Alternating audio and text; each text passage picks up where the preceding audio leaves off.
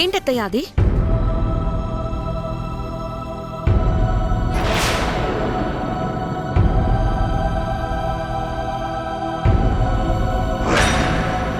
నగల బాక్సు.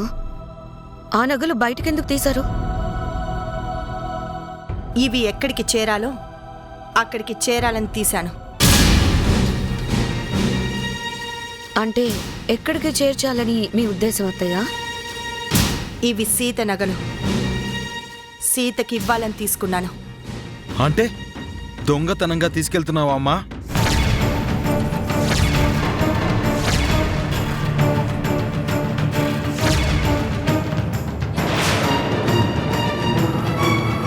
బాలు, ఏం మాట్లాడుతున్నావురా? దొంగతనంగా తీసుకువెళ్ళడం ఏంటి? అంటే మీ అమ్మను పట్టుకుని దొంగ అంటున్నావా? కోప్పడకండి మావయ్య గారు.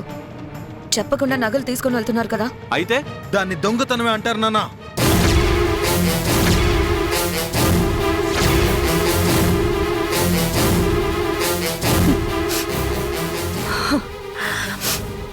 నీ సొమ్ము నీకు తెలియకుండా తీసుకుని వెళ్తే దాన్ని దొంగతనం అంటారు. కానీ నీది కాని సొమ్మును తీసుకొని అసలు వాళ్ళకివ్వటం దొంగతనం అని అనరు, న్యాయం అంటారు. ఇప్పుడు ఎవరికి న్యాయం చేయాలని చూస్తున్నారు అత్తయ్య?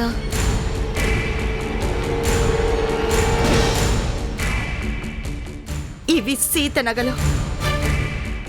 తన నగల్ని తనకు అప్పగించాలి. అదే న్యాయం అనిపించి తీసుకెళ్తున్నాను. ఓహో, అలాగా. అంటే సీతక్క పుట్టింటి నుంచి వస్తూ తనతో పాటు ఈ నగలు కూడా తెచ్చుకుందా అత్తయ్య?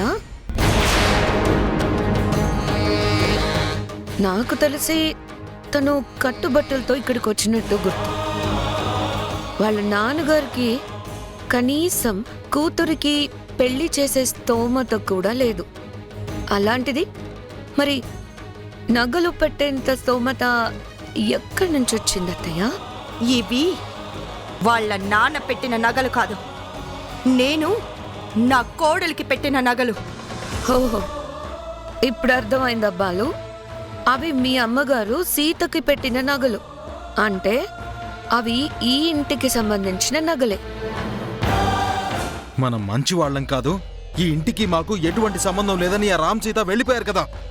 మరి అలాంటప్పుడు ఈ నగలు వాళ్ళకెందుకు ఇవ్వాలి? ఇవి మీ అమ్మ సీతకు బహుమానంగా ఇచ్చిన నగలు. అవి సీతకు సొంతం. అలాంటప్పుడు ఈ నగలు ఇక్కడెందుకు?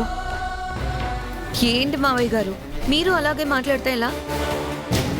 మనల్ని వద్దని వెళ్ళిపోయిన వాళ్ళకి మన ఆస్తులతో, నగలతో, డబ్బుతో సంబంధం ఏముంది? వాళ్ళు చాలా కష్టంలో ఉన్నారు. కొంతమంది పని కట్టుకొని వాళ్ళ నోటి దగ్గర తిండి కూడా లాగేస్తున్నారు.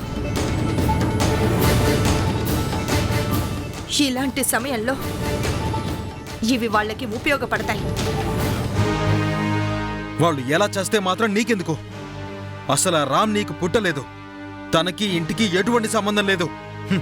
అలాంటప్పుడు ఈ దాన ధర్మాలేంటి? బాలు, అమ్మా, ఇక నుంచైనా ఇలాంటి పనులు మానుకో. నేనింకా ఓపికతో ఉన్నాను కాబట్టే నిన్నేమీ అనలేకపోతున్నాను. లేదంటే నువ్వు చేసిన పనికి